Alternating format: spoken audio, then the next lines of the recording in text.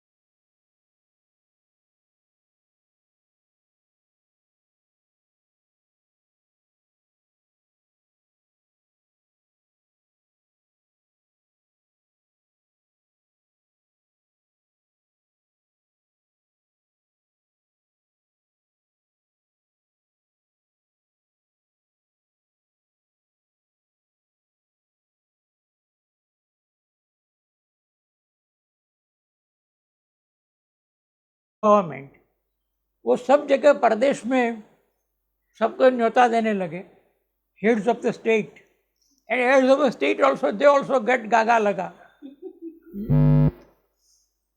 शायद ट्रम्प को भी भेजा होगा कि आप आ रहे हैं ऐसा सोच के, बट ट्रम्प ने कहा है कि मुझे मेलिना से पूछना पड़ेगा। तो आई मीन मेरा कहना ये है, ये तो सब ठीक है, मैंने कुछ ठीक नहीं, लेकिन ठीक है मान लो, लेकिन 10 साल में जो नुकसान हुआ, अब now look at the tricky situation. ये आरएसएस को इन्होंने काफी प्लेकेट किया है, जैसे कमलम खिले तो इनके कार्यालयों में भी एक समृद्धि आ गई होगी, उनके दफ्तर में भी लोग कहते हैं। मेरा तो बहुत पुराना परिचय है, लेकिन मैं तो उनके जो दफ्तर में गया हूँ वो पुराना एक माने चौक में दफ्तर था शेयर बाजार के पास। शेयर बाजार के साथ सांकट तो अभी इन भाइयों को भी दिखती है। और भूरतपुर के सामने वो शेयर बाजार की बिल्डिंग के पास, तो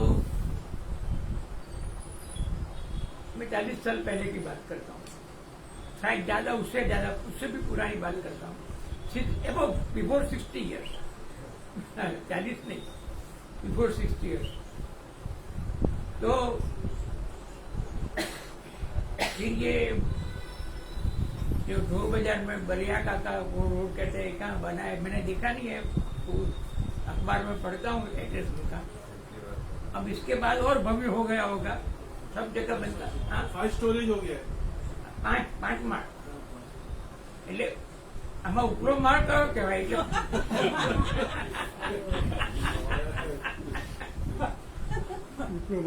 बहुत भव्य हो गया है। ભવ્ય અને ખાલી હોય એટલે શણગારો આવે પણ ખરો।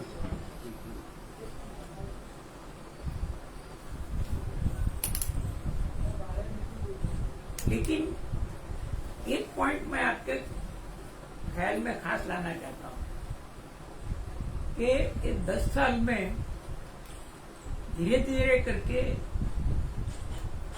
आरएसएस को एक प्रवेश कहाँ मिला। सरकार में तो वैसे भी थे, पहले भी हो गए, ये हो गए, फिर इसने अपनी बनाई होगी, लेकिन ये अपनी चाल है उनकी। आरएसएस ने शिक्षा का तंत्र सारे देश में अपने अस्तित्व किया। तो अभी सरकार सेंटर में तो वही होगी उनकी, नए आएंगे, राज्य में आएंगे, बदलाएंगे, वहां कुछ हो सकता है, लेकिन 10 साल का एक इतना बड़ा इसमें ये हो गया। अब सब लोग जानते हैं कि शिक्षा के क्षेत्र में क्या प्रॉब्लम है। मैंने गुजरात के 2/3 वाइस चांसलर क्वालिफाइड नहीं है, they are of course qualified because of their khaki pant. एक इतना आरएसएस मैच्योर हुआ है, from half pant to full pant their mature. लेकिन ये आप देखिए कि और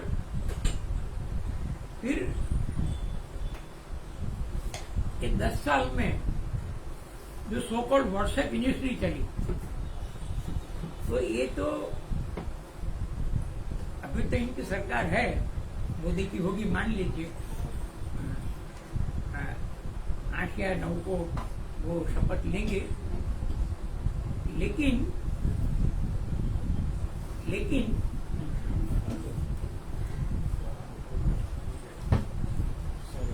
इनकी सरकार के मान लिए 5 साल बाद या 2 साल में सरकार बिखर जाती है, उनका ये तो प्रॉब्लम रहेगा। अपने दलपत राम हो गए ना, उन्होंने एक कविता लिखी थी सुधार के लिए, लग्न के बारे में। शेठ थे, एंड शेठ बीइंग शेठ, उनको कुछ करना तो चाहिए, तो एक नई बहू लाए, शेठ को कुछ तो करना चाहिए, शेठ बीइंग शेठ, ये शुरू समझे, तो एक नई लाए। फिर जो अगली बहू थी पुरानी, वो शेठ के सर में जितने काले बाल देखे वो निकाल देती थी, और जो नहीं आई वो जितने सफेद देखे उसका निकाल अब ये Dalpat Ram anticipated Indian cabinet and Naidu and Nitish Kumar.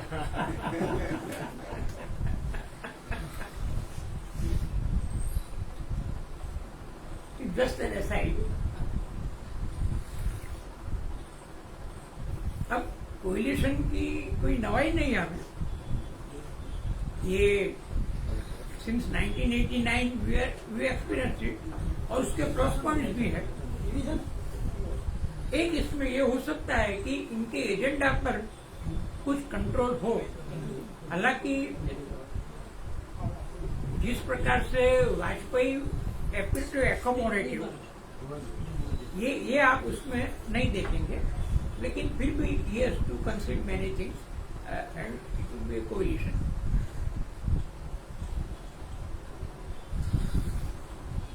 Change चालू रहेगा क्योंकि इसी साल महाराष्ट्र में चुनाव आ रहा है.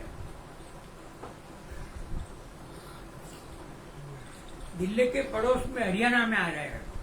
पंजाब में तो ये नहीं है, हरियाणा में आ रहा है. और in the beginning of January ये आपके दिल्ली प्रॉपर में होगा चुनाव. तो ये हर जगह इनको फेस तो करना पड़ेगा. आई डोंट नो कि ये एक साल चला सकेंगे नहीं चला सकेंगे, इट डिपेंड्स. अभी तो the only plus point and very important plus point, okay, now it is proved that we are dealing with a leader and a force which is not necessarily invincible. Ajay न अजय है न दुर्भेद्य है. You can make him answerable. ये एक सबसे अच्छी एक है. दूसरा,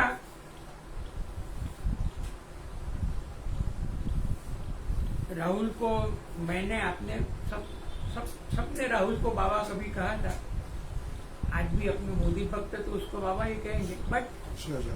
but in letter period he has matured. ये मैच हो गया. अब ये कितना आगे बढ़ सकते हैं, क्या कर.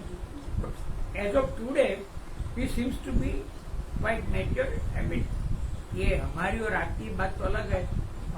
हम और आप तो व्यक्तिगत उल्लान से कांग्रेस और बीजेपी दोनों के साथ नहीं होंगे. दो ही है तो पसंद करेंगे, ये अलग बात है. But that's why I told Rawani, after 1990, for the first time I voted for Congress.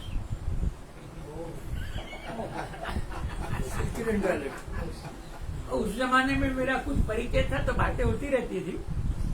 तो हमारे पास आए थे, मैं जिस नौरंगपुर में था तो आगे वो राजकोट सहकारी बैंक के थे, वहाँ ये अपने औरा वाले बच्चू भाई ने, सुरेंद्र काका ने एक मित्रों का मिलन रखा था तो मुझे भी बुलाया था. ये अभी वो मेरी निशान चिन्ह गया नहीं था उन दिनों में. तो ऐसे हमें देख रहा था तो अडवाणी जी ने कहा क्या देखते हो भाई. तो मैंने कहा कि ये मैंने पहली बार वोटिंग के बाद मुझे काली टील लगे ऐसा लगा है. मैंने कहा कि मैं फॉलोइंग योर यात्रा आई वोटेड फॉर कांग्रेस.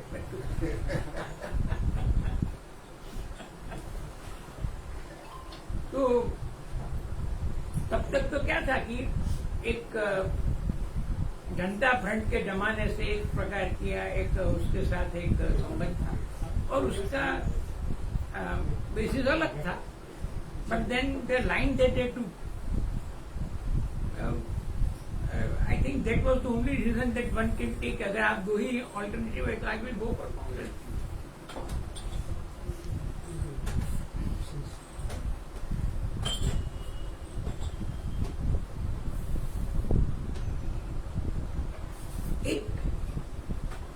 मैंने राहुल की मैसेज के बारे में कहा, ये मेरे को एक अपील भी करते हैं, जैसे ये हमारे यहाँ शंकर सिंह ने जो एक टनाटन निकाला था, ऐसे ये खटाखट फटाफट ये sort of is trying to convey something and it was well communicated. और एक इसमें एक लॉजिक है, मैं आपको ये समझाने की कोशिश करता हूँ कि जिस इकोनॉमी में खास करके post globalisation, we can start with Manmohan Singh as Rao's finance minister. Manmohan Singh had very plus points. As Prime Minister Manmohan Singh could manage things well.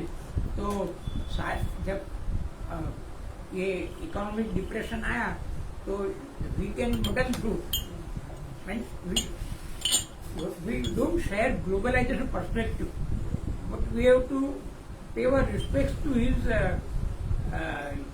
craftsmanship and understanding कि ये depression के बीच में देश को कैसे निकालना।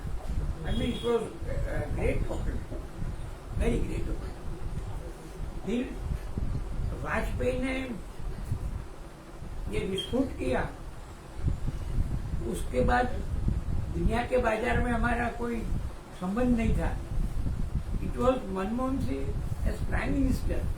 अब आप बेसिक चर्चा कर सकते हैं, हमने काफी साल से एक बात कही कि बम नहीं बनाना चाहिए वगैरह, अलग बात है। बट पॉइंट इज के after Vajpayee this bomb episode, smiling Buddha, Buddha cannot weak. तो ये जो बनाया, तो उसके बाद काफी साल तक दुनिया के बाजार में हमारा एकेडमिक उसमें प्रवेश नहीं था। It was Manmohan Singh who could get it done. I mean, ये अब कोई हमारा एक नैतिक विरोध है वो छोड़ दीजिए, मैं इनकी ये एंड डिमोनेटाइजेशन के बाद राज्यसभा में Manmohan Singh had made a speech, only 7 minutes. And then we all realized actually what is happening and what will happen. Or once vindicated, was much,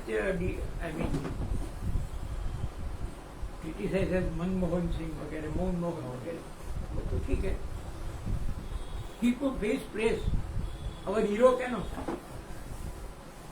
Our hero cannot. Hero being hero, it can't be otherwise. तो मैं आपको ये बताना चाहता हूँ कि इसकी economic front पर अभी जो टीका अगले चुनाव में भी और इस वक्त जो हुई, उसमें से you can work out a design and alternative. ये चालू इसमें है और आप जो मूलभूत परिवर्तन की बात करते हैं आमूल चूल, उसके हिसाब से नहीं,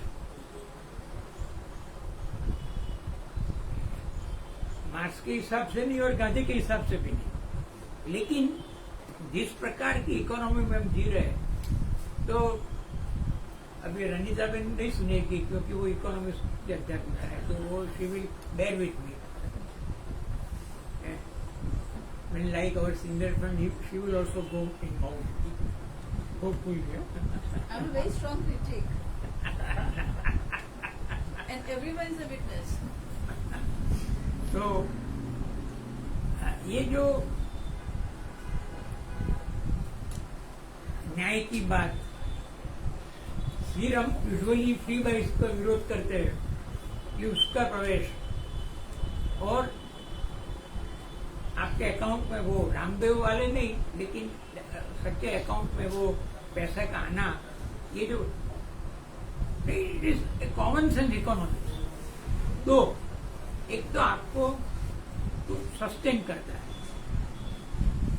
अब आप neither Gandhi nor marks would approve it, but ये आपको सस्टेन करता है और आपको परचेजिंग पावर देता है. And if purchasing power comes to you, then following it, if purchasing power comes to you, तो following it बाजार में भी कुछ लाइफ आ जाएगी. आज जो लाइफ है वो अलग है. अब ये कोई अच्छा इकोनॉमिक्स है ऐसा मैं नहीं कहता हूं, लेकिन अदानी अंबानी 20-22 लोगों के पास सब संपत्ति का जमा होना, निर्माण होना और ब्रेक होने जाना, एज अगेंस्ट दैट दिस, जैसे ये बर्नार्ड शॉ ने लिखा था ना कि intellectual women's guide to socialism, तो ये एक इस प्रकार की MNREGA, to begin with MNREGA and now other provisions, और anyway the way Rahul was putting it, ये मोदी की गारंटी से सुनने में भी अच्छा लगता था. We just visualize मोदी की गारंटी जब बोल रहे थे और उनका चेहरा जरा स्मरण कीजिए जो टीवी पर दिखता था, तो जिस प्रकार से उसके सब मरोड़ आते थे. हाँ, अब ये रामायण में किसका पात्र होगा पता नहीं, लेकिन ये ऐसे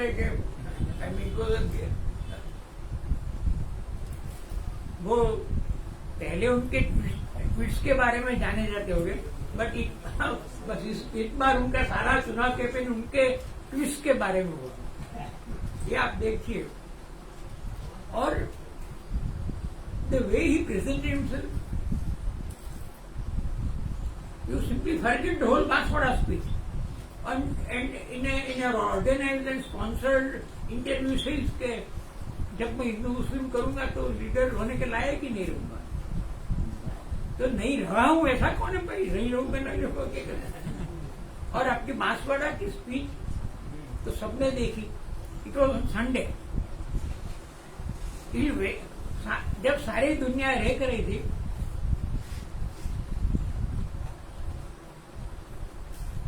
तब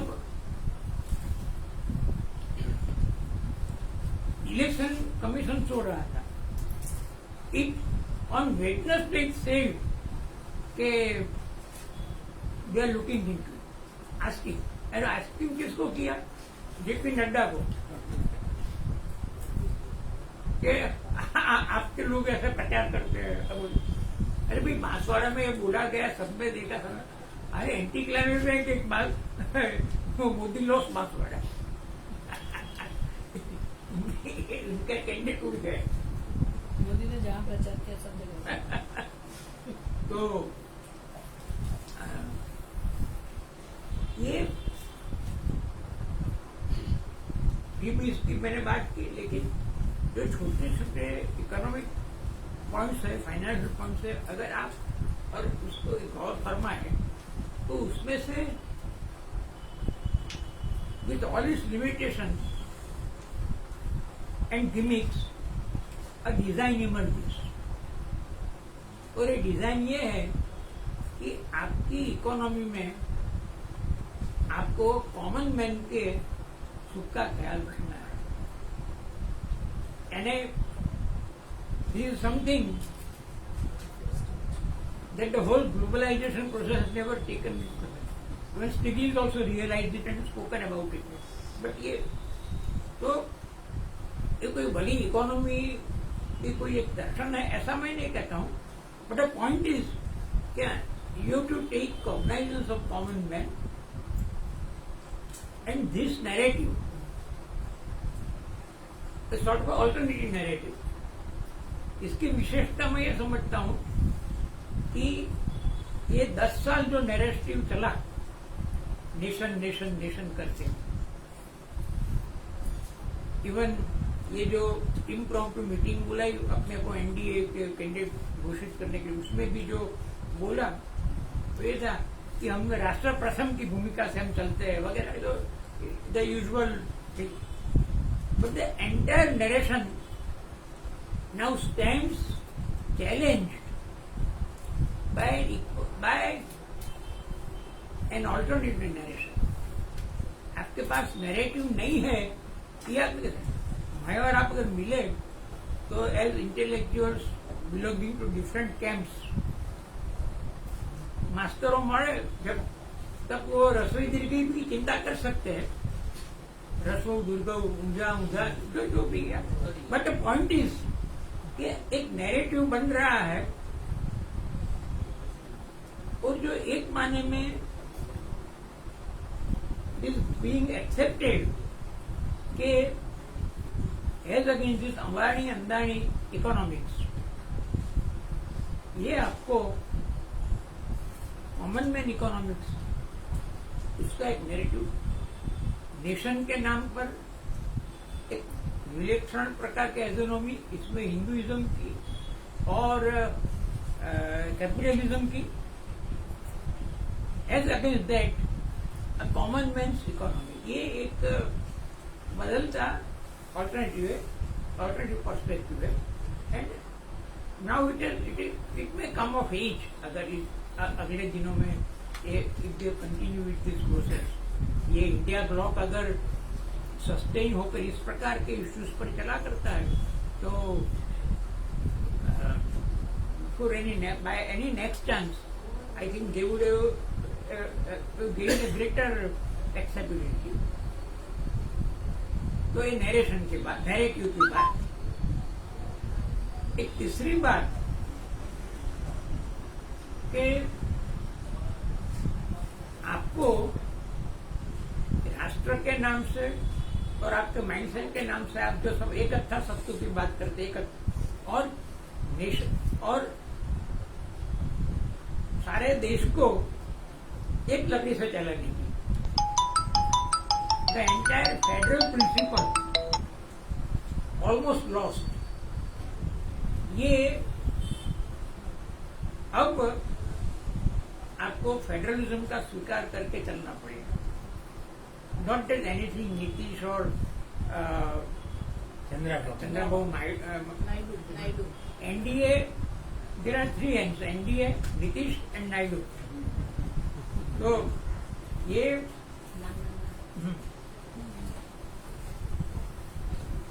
जो जीतेंगे मांगेंगे ठीक है, वो तो हर जगह ये होगा, बट द पॉइंट इज कि आप अपने सूबों में जो ज्यादातर बढ़ रहे थे, इस बार भी उड़ीसा उनकी किटी में आ गया है, तो ये सब जगह को आप बाईपास करते थे और एक फेडरल अप्रोच नहीं लेकिन यूनिटरी अप्रोच से चलते थे. ये आपको नाउ एक टेक केयर ऑफ फेडरलिज्म. और ये हालांकि वो ये फेडरलिज्म खत्म करने के लिए अभी वन नेशन वन इलेक्शन की बात चलाएंगे, और ये of all the persons Nitish Kumar ने भी कहा है कि yes we share the idea. अब क्योंकि बाबा बने हैं तो हिंदी तो बोलना ही पड़ेगा. तो ये तो मैंने ये न्यू डॉन कहकर के क्वेश्चन मार्क किया, लेकिन फॉर द टाइम बीइंग में क्वेश्चन मार्क हटाने को भी तैयार हूं, क्योंकि दो बात बेसिक पॉइंट और बहुत सरल पॉइंट, कोई ऐसी वैसी कोई जारगन में नहीं, सादा point. Point 1, that it's proved that you are not invincible. Point 2, yes, a different narrative can take shape and place. ये दो बात के मद्देनजर, लेकिन एक अंतर विरोध हमारी सारी डेमोक्रेटिक प्रोसेसेस के बारे में हमें समझना होगा. अब देखिए,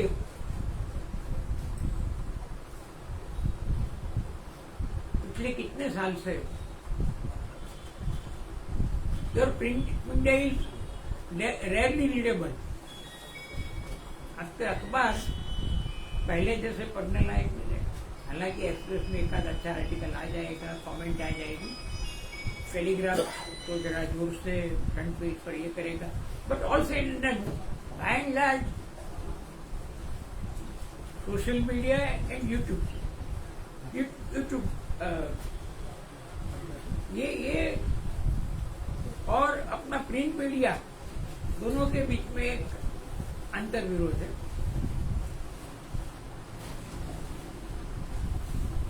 2002 में हुआ था कि गुजरात के और देश के अंग्रेजी अखबार और अपने गुजराती अखबार, उनमें एक अंतर था। English paper by and large took a secular approach, and for Gujarati paper it was simply Hindu versus Muslim and standing for Hindu victory. That was in 2002. It didn't reflect reality. अब जो चल रहा है वो सारे का सारा print media एक और अभी आज तक है ना, अभी भी आप देखिए, चैनल्स देखिए और प्रिंट में कोई ये पूछता नहीं है कि आप एनडीए तो आपकी पार्टी कब मिली और आप कब उसके नुमाइंदा हो गए, किसी को पता नहीं है, पार्टी को भी पता नहीं थी कुछ नहीं। और जेपी नड्डा तो बेचारे मोदी ने कहा, आपने देखा वो स्टेज पर चढ़ने जा रहे थे तो मोदी के साथ नड्डा चल रहे थे, तो अमित शाह ने धीरे से उनको खिसकाया और खुद आ गए। अब उनका लीडर भी ये करता है, जो इफ यू रिकॉल वो मार्क जुकरबर्ग को ऐसे हटाया था मोदी ने। तो ये और ध्यान धरने गए तो पता नहीं 15 बार ड्रेस कैसे बदला, यानी वो क्या करते थे, यानी वो ये अपने टेलर्स और अपने सार्टोरियल ध्यान में थे, ख्याल में थे, ये क्या कर रहे थे। और वो इसकी बारीकी की चर्चा की है किसने, ये वो फला एंगल तब आया जब it was turn from 9 angles and 9 camera, तब ये आया। तो यानी ये जो कैमरामैन और ईश्वर, उसका जो अभेद इनके ध्यान में आया, यानी ये कोई असामान्य बात नहीं है। जब ईश्वर खुद आपको बेचता है तो फिर ईश्वर और कैमरामैन में भी कहाँ फर्क है। आप इसका ख्याल करो, उसका ख्याल करो। कैमरामैन बेचारा कहेगा अगर ध्यान नहीं देंगे तो cameraman will have to explain कि जरा भगवान ना वागा सरखा करतो तो, अरे हूँ छू नहीं है तो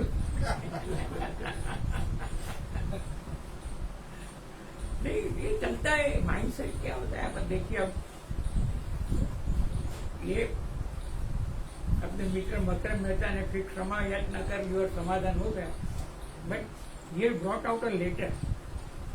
सदानंद स्वामी ने अपने फला शिष्य को लिखा था कि कमरे में जहाँ उजाला कम होगा, अंधेरे में मैं खड़ा रहूंगा, तू मेरे पीछे खड़े रहना और फिर तेरे 2 हाथ हिलाना तो मैं चतुर्भुज लगूंगा। अब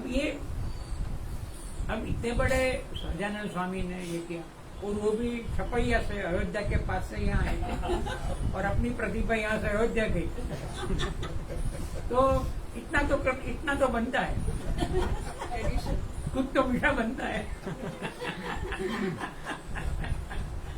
anyway, if you find me a little on the lighter side, so that explains my being believed by the result. And if you enjoy it, that explains your also being relieved by the result. But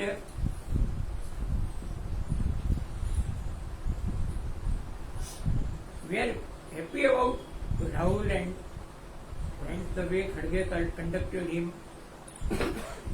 Priyanka भी जो cameo कर आई वो चला गया, अच्छे से चल गया. But all said and done, as citizens ये कल इनकी नौकरी आएगी, कल ये नौकरी करेंगे, हमारी तो नौकरी चालू है. We have to be that.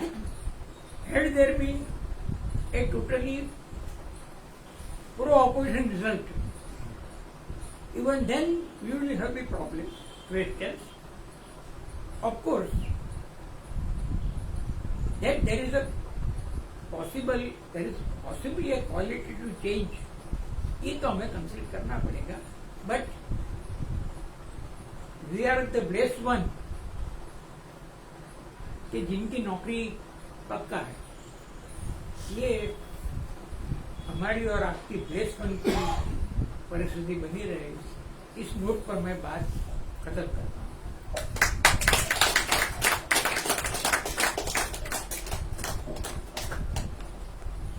मुझे लगता है कि बहुत सारे इंगित है बातों में, और मुझे हम बहुत पहले भी गुजरात में जब हम काम करते हैं तो काफी स्तर पे हमको गुजरना पड़ता है, बार बार अपने आप को दोहराना पड़ता है, हम काम करना पड़ेगा. हमारा नौकरी चालू है, कोई जीते या कोई हारे, हमारा काम तो चालू है. ये तो बार बार प्रकाश जी बोलते रहते हैं और हमको भी इंस्पायर करते रहते हैं.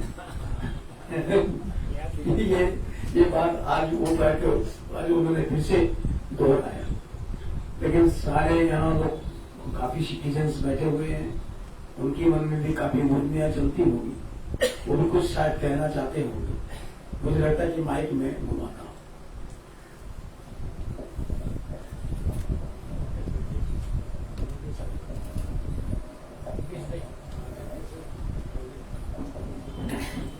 हम सबके लिए खुशी का दिन तो आज है, लेकिन साथ साथ थोड़े कुछ मुद्दे ऐसे हैं जिसके बारे में सोचना चाहिए. पंजाब में कांग्रेस और आम आदमी पार्टी आमने सामने लड़े, तो इतना भी हम नहीं कर सकते हैं. तो लेकिन जनता ने मोटे तौर पर धर्म और संप्रदाय के से आगे बढ़कर काम किया. मैं भी पढ़ रहा था कि सारे धार्मिक स्थानों पर, अयोध्या, नासिक, रामेश्वरम और कई जगह पर, रामटेक, सारे जगहों पर बीजेपी हार गई. मुझे असम के धुबरी लोकसभा क्षेत्र का एक बड़ा शानदार, इंदौर को छोड़ दिया जाए क्योंकि वहाँ की कांग्रेस का उम्मीदवार दिख गया, तो धुबरी में कांग्रेस का उम्मीदवार करीब 11 लाख वोट से जीता है.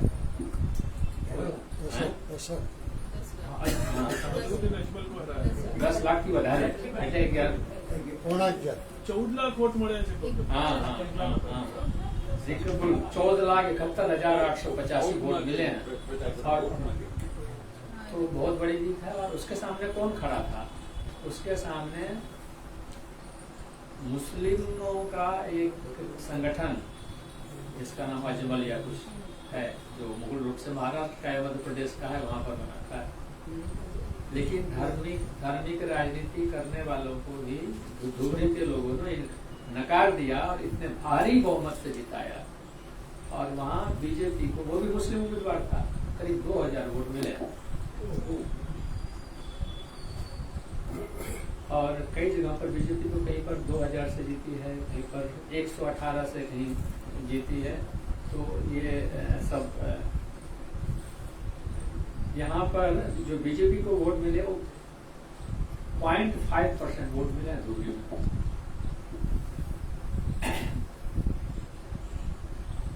अभिषेक बनर्जी को कलकत्ता में 68% वोट मिला. बंगाल में भी कांग्रेस और ममता का समझौता नहीं हुआ. और समझौता ही नहीं हुआ. जब राहुल की यात्रा गई थी तो जितनी बाधाएं असम की सरकार ने खड़ी की, उतनी ही बाधाएं ममता बनर्जी ने भी राहुल के लिए किए और करीब करीब कहीं भी सभा करने का परमिशन नहीं दिया। तो अभी तो वो कहती कि हम बाहर से समर्थन करेंगे, लेकिन हमारे के अंदर भी जो सबके अपने अपने अहंकार हैं, उससे बड़े जो लक्ष्य है उसमें बाधा पहुंचती है। मैं पढ़ रहा था कि अजय राय पिछले बार में कई दिन तक उनके साथ था, आज तक कांग्रेस के किसी उम्मीदवार को वाराणसी में इतने वोट नहीं मिले जितना अजय राय को इस बार मिला है। और इस बार तो डिस्टेंस बहुत कम हो गया, 1.5 लाख। हाँ। कोई था ही नहीं। 2 राउंड में तो पीछे थे हाँ। मोदी। हाँ, तो 4 राउंड में नरेंद्र मोदी पीछे थे। और लोग कहते हैं वो जो अपना कौन शर्मा अमेठी वाले किशोरी लाल शर्मा से भी कम वोट से जीते हैं। किशोरी लाल शर्मा के बारे में कई लोगों को शंका थी कि बहुत चुनाव के नॉमिनेशन फाइल किया जाएगा, उससे पहली रात में भाग गया, ऐसा बोलते हैं। हाँ, वहाँ से भाग गया। रात्रे 2 वागे नक्की થયું કે અમને એમ ટિકિટ આપવામાં આવશે અને સવારે રાહુલ અને જે રીતે પ્રિયંકાએ હવાલો પણ પ્રિયંકા છતાં પણ એ લોકો 40 વર્ષથી ત્યાં કામ કરે છે, ગામડે ગામડે લોકોને ઓળખે છે, એ મોટી વાત છે। ત્રીજી વાત જે સમાજવાદી પાર્ટી અને કોંગ્રેસની વચ્ચે સમજૂતી થઈ એ પણ બહુ મોડેથી થઈ, બહુ મોડેથી, છતાં પણ આને સાથે પણ એ લોકોએ સમજૂતી થયા પછી બહુ દિલથી સાથે કામ કર્યું। અને અમેઠી રાયબરેલીના નિર્ણય તો અખિલેશના આગળથી જ રાહુલને લેવા મદદ હા મળી। હા હા હા એ બરાબર એકદમ એ અખિલેશનો જ આગ્રહ હતો કે લડવું જોઈએ। અંતિમ વાત, મહારાષ્ટ્રમાં હું વારે વારે દર મહિને મોટા ભાગે જાઉં છું। અસમમાં જે કંઈ થયો, અસમમાં શરદ પવારનો બહુ મોટું એક માન છે લોકોના મનમાં મહારાષ્ટ્રમાં, અને જે રીતે આ લોકો સરકાર કરવાનો પ્રયત્ન કર્યો અને એ લોકો એ પણ પ્રચાર કર્યો ના શરદ પવારના એટલે ચૂંટણી પ્રતિક તો ગાડી જ છે, ગામડામાં એ લોકો એવા પ્રયત્નો કર્યા છે। અને મને લાગે છે આવતા દિવસોમાં મહારાષ્ટ્રમાં એનો અસર થશે। આભાર।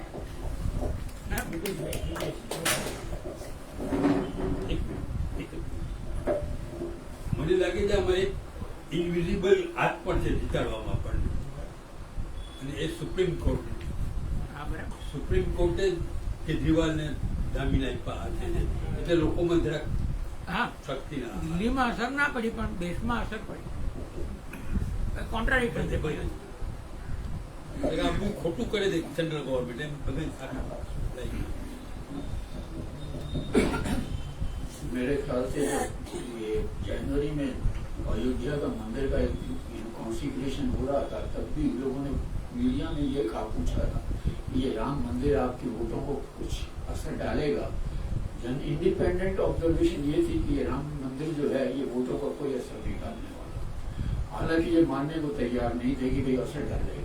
दूसरी चीज एक फिलोसोफर ने कही है कि जिस तरह एजुकेशन बढ़ती जाती है उसके हिसाब से धर्म का इन्फ्लुएंस पॉलिटिक्स में घटता था।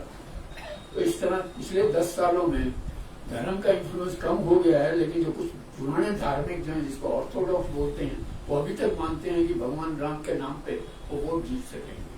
तो किसी एक अभी ने जाकर सर्वे किया अयोध्या में, भाई ये तुमने क्यों नहीं वोट दिया? तो एक ने मजाक में कहा कि सपा ने बड़े पावरफुल पुजारियों को बुला के काउंटर पूजा कराई है। और दूसरे ने सिंसियरली कहा कि जितना लैंड जिस तरह ग्रैब किया गया है मंदिर के बारे में, लोकल पब्लिक उसके खिलाफ हो चुकी है, मुआवजा नहीं मिला, कम मिला, बहुत गिरा दिए मिलने का। तो इस अगर एक को ग्लोरीफाई करने में 10 सेक्रीफाइस करते हैं तो बैंड बाजा और बैलेट तो तीनों इनके खिलाफ जाएंगे। बनारस में भी जो जिस तरह से जबरदस्ती लैंड लिया, मुआवजा कम दिया, उसका बहुत असर हुआ। ऐतिहासिक बिल्डिंगों को भी तोड़ा गया, बहुत ज्यादा नुकसान हुआ। धरोहर जो कहते हैं धरोहर को नुकसान पहुंचा। दूसरा जो सबसे ज्यादा अगर देखा जाए तो सेटबैक बीजेपी को यूपी में मिला है। तो यूपी का कारण क्या है? क्योंकि ये जो इन्फ्लुएंस जो उन्होंने कहा है कि मोदी एंड शाह कॉम्बिनेशन, ये बताते थे कि यूपी यो गवर्न कर रहे हैं ना कि उपयोगी कर रहे हैं, यूपी योगी। भाई उपयोगी नहीं कर रहे, ये उसको इतना डाउन प्ले करते रहे। लोकल लीडर्स को ये पसंद नहीं आया कि भाई क्या बात है, तुम सारी जगह तुम ही तुम हो और कोई है नहीं, और उसका रिसेंटमेंट वोट बैंक में ट्रांसफर हुआ। योगी का अगेंस्ट में वो करता था। योगी पर टिकरा खोलने का चल रहा है प्लान। योगी अन्य पर्टिकुलर योगी પ્રકાશજી જે વાત કરી એમાં એક વાત ખાસ કોઈ હેરી પોટરનું ફેન હોય ત્યારે ખાસ ઉડીને આંખે વળગે કે હેરી પોટરમાં વોલ્ડેમોર્ટ હોય છે એના માટે આગળના પુસ્તકોમાં હી હુ મસ્ટ નોટ બી નેમ્ડ એમ આજે પ્રકાશભાઈ એવું ચલાવ્યું હી હુ મસ્ટ નોટ બી નેમ્ડ. હવે ખાલી એક સવાલ પૂછવાનો છે પ્રકાશભાઈ કે ગુજરાતમાં ગેરીબેન સિવાય આ વખતે ફરીથી મોટી બધી સીટ એમની આવી ગઈ 27 હવે તમે જાહેરમાં સ્વીકાર કર્યું છે કે તમે કોંગ્રેસને વોટ આપ્યો છે. તો કોઈ સમજદાર કોંગ્રેસમાંથી વ્યક્તિ આવીને તમને પૂછે કે કોંગ્રેસે 27 માટે શું કરવું જોઈએ તો તમે શું સલાહ આપો? ના ના ફોલો રાહુલે જે કર્યું તે તમે અહીંયા ફોલો કરો.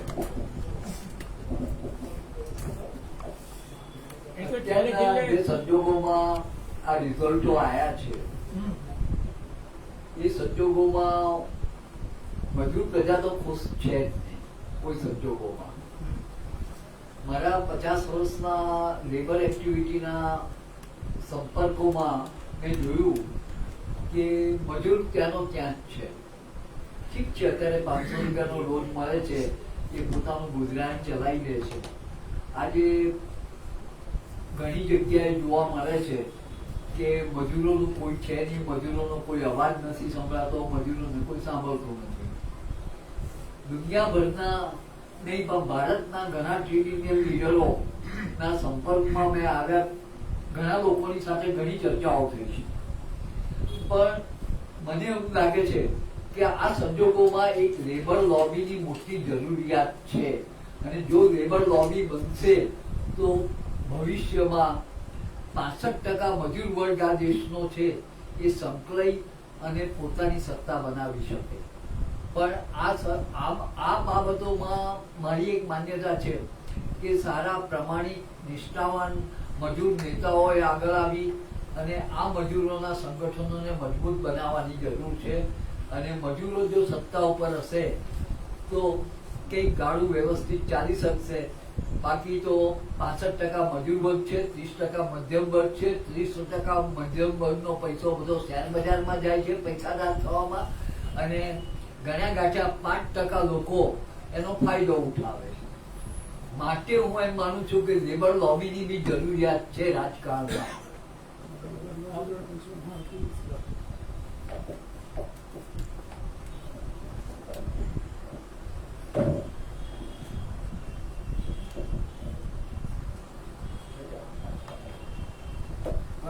આપણે અયોધ્યાની વાત કરીએ. અયોધ્યામાં જે આવ્યા છે ને મુસ્લિમોએ તો વોટ આપેલા છે. વોટ નથી આપેલું, મુસ્લિમો ખાસ વોટ આપેલા આવ્યા છે. હિન્દુના હિસાબે હિન્દુ પછી ઠીકરો ફોડે છે ને ખરાબ છે. એકચ્યુઅલી સરકારે યુપેન મિશ્રાને ચીફ બનાવી છે ટ્રસ્ટમાં, એટલે યુપેન મિશ્રાએ ગોળીબાર કરેલા છે મુલાયમમાં. એટલે હિન્દુમાં એક આ વિરોધ હતો. બીજું કે યુપેન મિશ્રાના છોકરાને ટિકિટ આપી. બરાબર. એટલે લોકોમાં ખૂબ જ ગુસ્સો હતો. બીજું કે ત્યાં સૂર્યવંશી રાજપૂત એક કોમ છે. એટલે જે લોકો રામનાથ એટલે એ લોકોએ શપથો લીધેલા છે કે સૂર્યવંશી રાજપૂતે કોમે શપથ ચપ્પલ નહોતા પહેરતા સર. અમુક જણા એવા શપથ લીધેલા છે ચપ્પલ નહોતા પહેરતા કે મારા રામ ભગવાન મંદિરમાં આવે પછી હું ચપ્પલ પહેરી. એવા રાજપૂત કોમને સૂર્યવંશી રાજપૂત કોમને આ લોકો બિલકુલ હળદૂત કરે, ના આમંત્રણ આપ્યું, ના બોલાય અને કશું નહીં. એટલે ટૂંકાણમાં યુપેન મિશ્રામાં મારા ખ્યાલથી 60% વોટ ભાજ્યો હતો. યુપેન મિશ્રાના હિસાબે લોકો વિજય પર જતા રહ્યા. નમસ્કાર, લાલુભાઈ. બે ત્રણ વસ્તુ એ રીતે ઉત્તર પ્રદેશમાં અખિલેશ અને રાહુલ ગાંધી જે રીતે કહ્યું એ રીતે દિલ્હીમાં સાવ જુદું જ થયું કે આપના વોટ કોંગ્રેસમાં ટ્રાન્સફર ના થયા એટલે પછી કોંગ્રેસના વોટ આપમાં પણ ટ્રાન્સફર જે હોય તે થોડા ઘણા જે હોય તે એટલે એ નડ્યું છે ઘણું બધું. અને અહીં મેં કહ્યું હતું આ ક્ષત્રિય આંદોલન જે છે ગુજરાતમાં અસર નહીં કરે, પણ જો ચાલુ રહેશે તો રાજસ્થાન, ઉત્તર પ્રદેશ, બીજા રાજ્યોમાં અસર કર્યું છે. અને મહિપાલસિંહ મકરાણાએ અમેઠીમાંથી સંગલેવડા ઉત્તર પ્રદેશમાં સ્થળે સ્થળે છેક આસામ સુધી ગયા હતા એ. અને 24 રાજ્યોમાં એ લોકો છે. અને એમને કહ્યું કે આટલું બધું અભિમાન આ લોકો કરે છે, અમારી સંસ્કૃતિ જેને સાચવી છે એની અમારી સ્ત્રીઓ પર આ જે ખોટા આક્ષેપો કરે છે એ ચલવાય નહીં. એટલે અહીં પણ આંદોલન સ્વયંભૂ હતું. જે સંકલન સમિતિ તો એને ઓર્ડર તેના એટલા માટે હતી, એ લોકો પણ જો કંઈક આડું કર્યું હોત તો પણ લોકો માનત નહીં અને આંદોલન ચાલે. એટલે ગુજરાતના આંદોલનની ઠેર ઠેર તમે વિડીયો જોશો તો એની અસર બીજે પડી. ઉત્તર પ્રદેશમાં વધારે, ત્યાં સ્થાનિક પ્રશ્નો હતા પણ વધારે અસર પડી છે. અને કોઈ નથી આમાં, ગુજરાતમાં તો ભાગલા વધારે પડ્યા, બીજે થોડું એ બહુ કોમ્પ્લેક્સ વસ્તુ છે, આ બધું સંકુલ વસ્તુ છે. કારણ કે બધા લોકોના રસ હોય, જાત જાતના દબાણ હોય, એ બધું ઘણું હોય, પણ આ લોકોને હરાવી શકાય નહીં એવું જે માનતા હતા. એટલે ગુજરાતમાં જે થયું અને એમનું અભિમાન છે આસમાને ચડી ગયું, બે સ્થિતિ બદલી હતી અને પેલી નહીં બદલી, તો એની બીજા રાજ્યોમાં અસર પડી અને બીજે ભવિષ્ય માટે પણ રસ્તો ચાલુ થયો. એ એક વાત છે. પણ એ સિવાય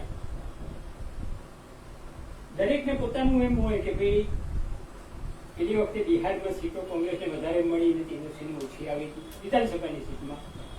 અને મમતા બેનર્જી એમ કે આ શું થશે શું થશે એવું. એટલે સ્થાનિક પ્રશ્નો, સામ્યવાદી સાથે તમે ગયા તમારી સાથે નહીં, એવા ઘણા બધા પ્રશ્નો હોય છે. પણ છતાં એમ લાગ્યું કે પેલા લોકો તો ના જ જોઈએ, અમે બહારથી ટેકો આપી, અંદરથી ટેકો આપી, જે વાત કરે છે.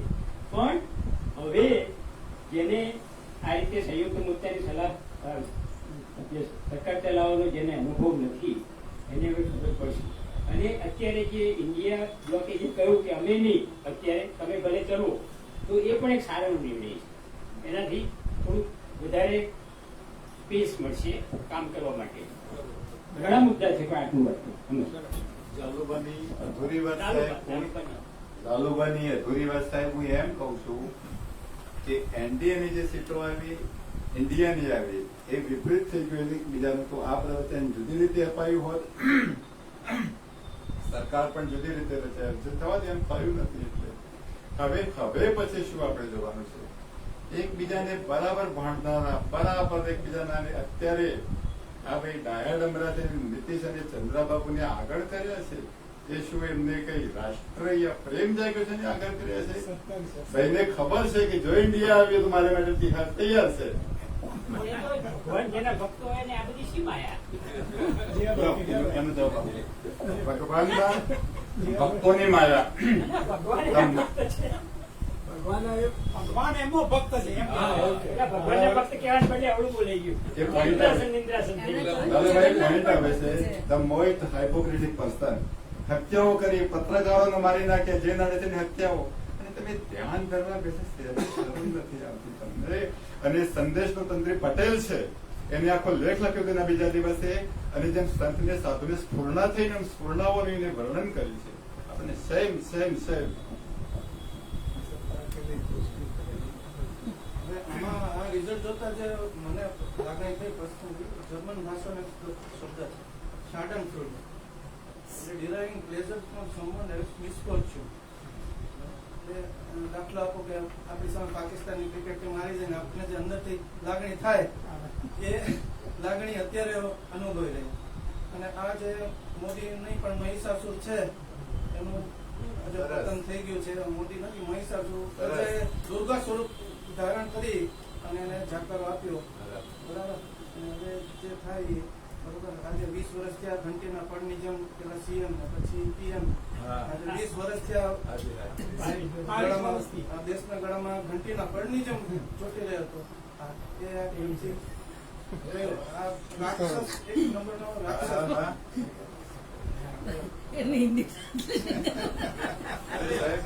હિન્દી બોલે, હિન્દી બોલે છે. અમુક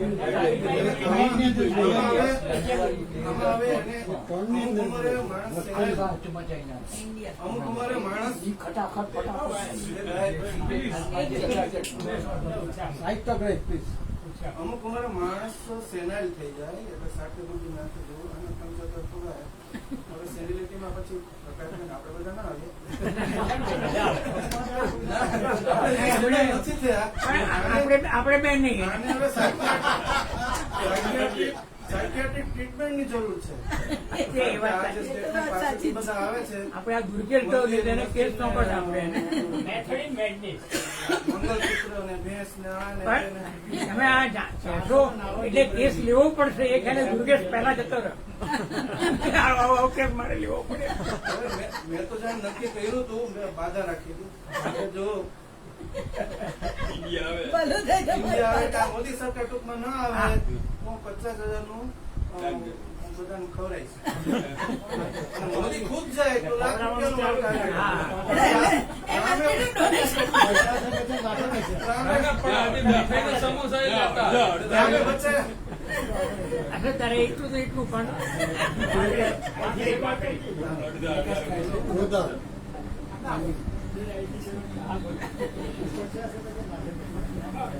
बोलो बोलो का माहौल बना था। मोदी साहब हारने के बाद जो एक चीज देखने को मिली, राजनाथ सिंह उनके साथ बैठे थे और पाँव पे पाँव चढ़ा के बैठे थे, कितना रिलैक्स। उससे अंदाजा होता है कि देश कितना रिलैक्स हो। संगठन के लोग यानी संरक्षण मंत्री किस तरह के उसमें रहता था, वो वेरी फर्स्ट डे जिस दिन ये हुआ उस दिन ये पाँव पे पाँव चढ़ा के रिलैक्स बैठे किसी बट आपने चैनल का व्यू नहीं देखा, चैनल का एटीट्यूड बदल गया है। चैनल का सुधीर उधीर ये सब चीज सब अपनी मीठी मीठी बातें करने लगे। वो तो है ही सर। अच्छा अपनी अंजना बहन क्या कर रही है? दिल्ली किधर है? अंजना को तो देखा नहीं है। કોઈ પ્રધાન અમને પૂછ્યા સિવાય ફાઇલ ખોલી ના શકે, કોઈ પ્રધાન પ્રેસ કોન્ફરન્સ કરી ના શકે. અને બધા આગળના આપણા વડાપ્રધાન ચંદ્રશેખરજી, વાજપેયીજી, બધા જવાહર નહેરુ, શાસ્ત્રીજી બધા જાય તો કેટલા પત્રકારો ઘેરી વળતા. આની પાસે કોઈ પત્રકાર કે કોઈ generally could not dare to oppose him. હા ભાઈ વાત તાનાશાહી તમારી. હવે સાહેબ શું થશે હવે એના વિશે બોલો કે હવે આના પછી શું આ કેટલી ચોરી ચાલશે એ જોવા ટાઈમ બતાવેગા. रेलवे बदी ट्रेन उद्घाटन नहीं करे, रेलवे बदी ट्रेन पूरे मुल्क में ये खुशी मना रहे हैं। और दूसरी तरफ ये भी है कि एक स्टेट और उनके उसमें चला गया, उड़ीसा। और हम कह रहे हैं कि धर्म की राजनीति को नहीं वो कर रहे हैं। जिस तरह से मध्य प्रदेश के रिजल्ट आए, यहाँ एक हमने चलो 100 के एक भी जीते मगर 100 हराने के बराबर बेनिफिट हुए, पर फिर भी गुजरात का ये सारे मामला जो क्षत्रियों के साथ हुए, जिस तरह के मामले वो हुए, फिर भी लोगों ने उनको वोट दिया। ये थोड़ा अफसोसनाक बात बताएगी। ટોટલ ડાઉનફોલ નથી। बिल्कुल वही है कि इधर कम हुआ तो दूसरी तरफ बढ़ गया। You an assurance કે you can now stop him, curtail him. એટલે આપણે એને થોડા વિતરી શકે. આ તો બધા અંધભક્તો બહુ નીચે ઉતરી ગયા છે આવશે. ઉગરી તો આવી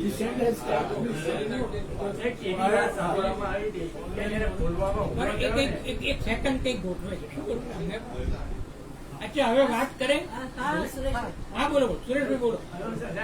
પુલવામા જયારે હુમલો થયો ને ત્યારે એવું સાંભળવામાં આવ્યું હતું કે સત્યપાલ મલિકે નરેન્દ્ર મોદીને ફોન કર્યો કે ચૂપ થઈ જાય કે હા જે સત્ય થવા દે કે પછી શું થયું કે સત્યપાલ મલિકને તો જાણે ઝટકો લાગ્યો. પછી કે અમારે રાષ્ટ્રપતિને વાત કરવી જોઈએ. તે રાષ્ટ્રપતિને મળવા ગયા, ચિઠ્ઠી મોકલાઈને તો રાષ્ટ્રપતિને મળવા ગયા. ચિઠ્ઠી ત્યાં નરેન્દ્ર મોદી પાસે છે. નરેન્દ્ર મોદી કે તો જ મળવા જવાનું, તેને મળવા જવાનું. સત્યપાલ એક ચેનલને ઇન્ટરવ્યુ આપ્યો એને કહ્યું કે પુલવામા હુમલો એને કરાયો. ના બે વસ્તુ છે ને, અને એક એટેક અને બીજું જે ફોર્સ છૂટો કરવો જોઈએ તે ન કર્યો એ અહીંયા બીજા બંદોબસ્તમાં આપ્યો. આખી ટ્રક 40 આપણે જે શરીર હતો એ આખી ઉગાડી દીધી અને જાણે કોઈ હિસાબ પણ પુલવામાનું નેરેટિવ ચાલી ગયું ને એ વખતે રાષ્ટ્રની સિક્યોરિટીનો મુદ્દો બની ગયો. આ ચૂંટણીમાં ગાંધીજી અંગે જે કહ્યું હોય એમને એને કીધું કે ગાંધી જન્મથી ગાંધી ગાંધી પહેલા કોઈ ગાંધી જાણતો જ નતો. તને ઘેર ઘેર જાણતા હતા. એક એવો છે કે હજુ આ વાતને સ્વીકારવા વાળો વર્ગ છે. એ કોઈ બોલે છે કેવી ખબર છે? જ્યાંથી દ્રશ્ય આવ્યું પછી તો બધા એને કેટલો આ બોલવાની સ્ટાઇલ જોઈએ ને બહુ વન્ડરફુલ એક્ટર જેવી. આટલા વર્ષ તમે કામ કરો તો તમને આવડી જાય. કે આ જ કામ કરું છું કે કરવાનું છે ને. હા સાહેબ હરિજામાં પેલું જે ડેમોનેશન કર્યું ને એ બી બહુ મોટું કારણ, બહુ મોટું. અને જો નરેન્દ્ર મોદી વારાણસીમાં કદાચ અઠવાડિયા પછી ઇલેક્શન ડિક્લેર કરી જાય, ચાલો ભાઈ વારાણસીમાં અમારે ફરી ઇલેક્શન કરવાનું, તો અત્યારે જેટલા વોટની લીડથી જીતે છે ને એના 50% લીડથી જીતે.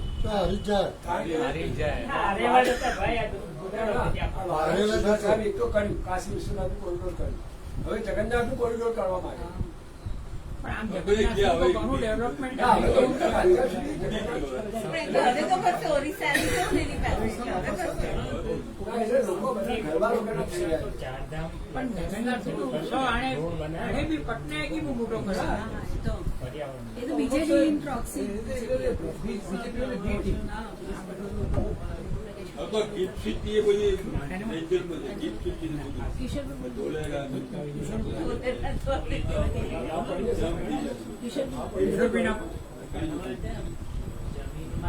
બંને કિશોરભાઈ બંને કિશોર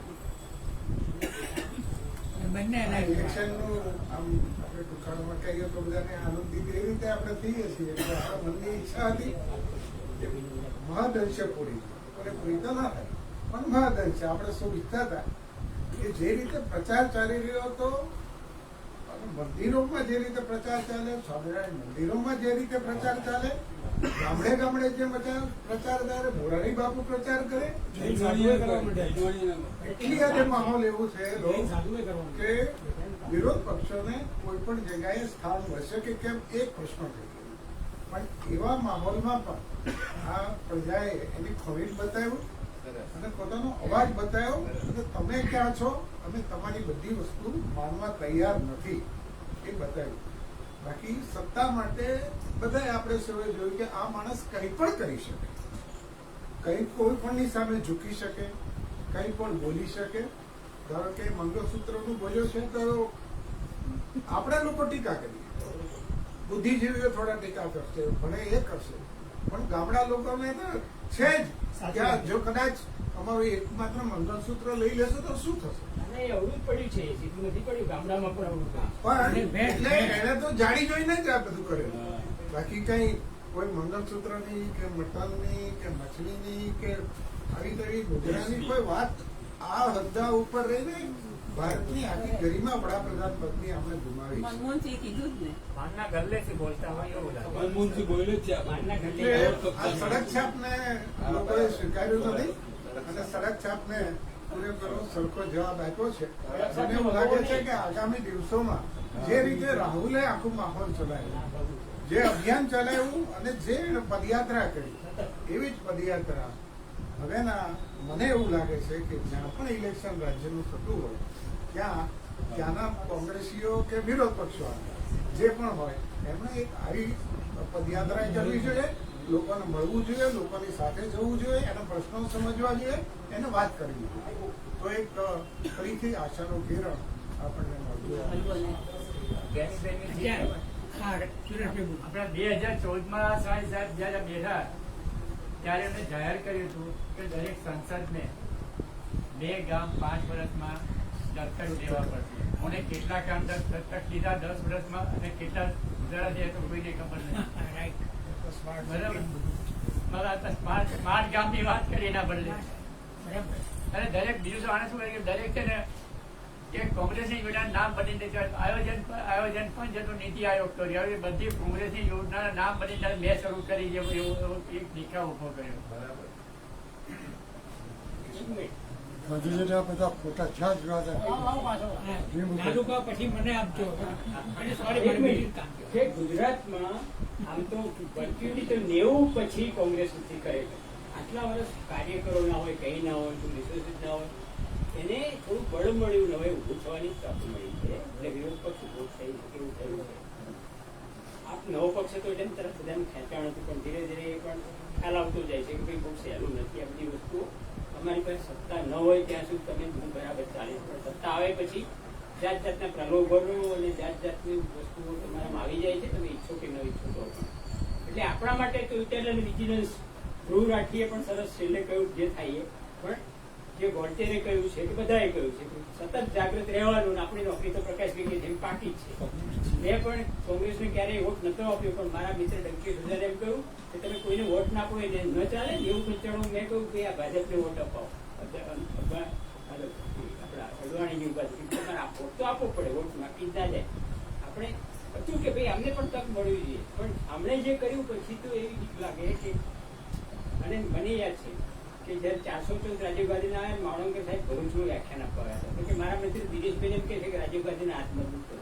એમણે કહ્યું પણ એમ કે ભાઈ લોકશાહીના પગ નબળા પડે એનું શું, એમની પાસે આટલી બધી સીટો છે, હવે ક્યાં હાથ મજબૂત કરવાની વાત છે. એટલે ચેક એન્ડ બેલેન્સિસ જરૂરી છે. ગમે તે હોય, ગમે તે કામ કરતા હોય, એને એની જવાબદારી લે, એ શું કરે છે જુએ. હવે એવું કરવાની જરૂર છે, એટલું બધું છે. ચેકલિસ્ટ જેવું હોય ને, ચેકલિસ્ટ જાત જાતના બહાર પાડવા પડે એવું છે. ચૂંટણી વખતે, ફલાણા વખતે, આ વખતે, તે વખતે તો જાત જાતના ચેકલિસ્ટોની યાદી બહાર પડવી પડે એવી છે. એ બધું કામ સોશિયલ મીડિયા, એનજીઓ જે કંઈ જે થઈ શકે, બીજું તો કંઈ થઈ શકતું નથી આપણાથી, પણ બીજું જે થઈ શકે ને એવો પ્રોગ્રામ કરીને કંઈ કરવા જેવું છે. કારણ લોક જાગૃતિ વગર તો કંઈ થવાનું નથી, એટલે લોક જાગૃતિ એ જરૂરી છે. કિશોરભાઈ પ્રકાશભાઈ, 2024 શરૂઆતથી એમની પડતીની શરૂઆત થઈ ગઈ છે. ત્યારે જાન્યુઆરીએ અમે લોકોએ એક સ્ટ્રાઇક આપી હતી ટ્રક ડ્રાઈવરોની. એમાં એને નમતું તાત્કાલિક 24 કલાકમાં દિલ્હીમાં જોખ્યું છે. ત્યારે હું દિલ્હી હતો. લેબર કોડ વખતે તો બોલ્યું નહીં ને, એમાં તકલીફ. લેબર કોડમાં તો શું 100 કોડ બદલાય ને, એમાં કોઈએ વિરોધ નથી કર્યો. એક વાતો છે, તમે લેબરની વાત કરો છો, પણ એ વખતે કોઈ બોલ્યું નહીં. યુનિયનો તો આટલા બધા હતા. અચ્છા, તો એમણે સડક છાપ શબ્દ વાપર્યો ને.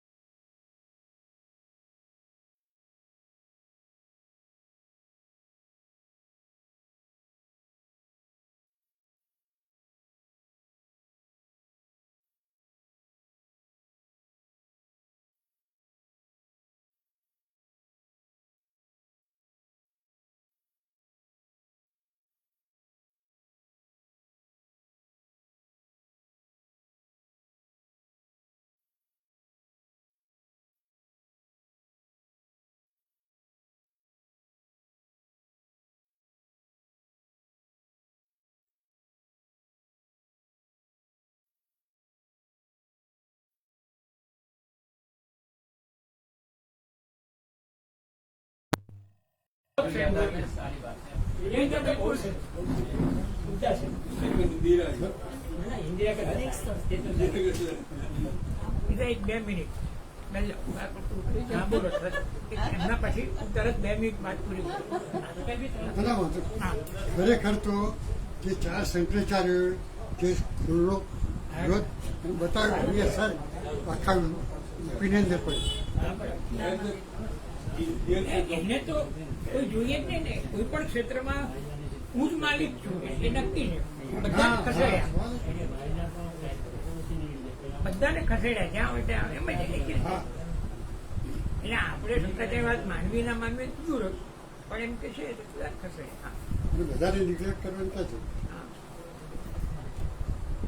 મિત્રો, અને જીત પણ જીત ના હોય, હાર પણ જીત જેવું લાગે, અને એ જનતાની એક ખાસ return of democracy against autocracy and fascism, અને એ પ્રકારનો જે માહોલ બની ગયા હતા, ખાલી એડમિનિસ્ટ્રેટિવ નથી, લીગલિસ્ટિક નથી, પણ જે સમાજના તળિયા લેવલમાં ગલીઓમાં મને જે ચાના ગલ્લા, પાનના ગલ્લા, શાળાઓમાં જ્યાં હોય જે રીતે વાતો ચાલતા હતા, અનસિવિલિટી, કોઈ સિવિલિટી હતો નહીં, વાતની કોઈ ઠેકાણું નહીં, કંઈ નહીં, એક immoral unethical type of things, ગમે તે બોલવાનું, 1000 વર્ષનો ઇતિહાસ ખોલવાનું, અને સામને માટે વેઇટ નથી કરવાનું, જે સેમિનાર, સિમ્પોસિયમ, ડિબેટ થવું જોઈએ એક પ્રકારના મુદ્દા બનાવી દેવાનું, સાંભળવા માટે તૈયાર નથી થવાનું, ઇનટોલરન્સ, હેટ, હેટ્રેડ, એ જે બધું ચાલ્યું એને લોકો બહુ ત્રસ્ત હતા. તો પણ એ ત્રસ્ત જે હતા પણ એક પ્રકાર ડિસિપ્લિન વેમાં પીપલ્સ એને રિએક્ટ કરે, દેટ વી આર રિએક્ટેડ, અને ધીસ મેસેજ ઇઝ એનફ. પણ આપણે પણ જે આપણે ગુજરાતમાં જે છે આપણે સ્પિરિટ જાળવી રાખવું છે, આપણે કામ આપણે કરીએ છીએ, આપણે કરવું પડે અને આપણે સતત ચાલુ રાખવું જોઈએ. The so must go on. આપણે ચાકરી તો ચાલુ જ છે, આપણે તો કન્ટિન્યુ તો કરવું પડે. એમએસડી હર ગુરુવારે મિટિંગ કરે છે, અને એ પ્રકાર એમએસડી ગુરુવારે મિટિંગ કરતા રહેશે. એ બધાને અહીંયા એને સ્ટ્રેન્થનિંગ કરવાનું, એને ડિબેટને એને વધારે શું કરવાનું, ડિબેટને વધારે ડિબેટ થાય, ચર્ચા થાય, વ્યાપક કરવાનું, લિવિંગ કરવાનું. બસ એટલા આશા સાથે હું આજના મિટિંગ અહીંયા ઘોષણા કરું છું. પ્રકાશભાઈ અને વારે વારે આવે એ પણ વારે વારે આવે. બસ એ છે અમારે. તમે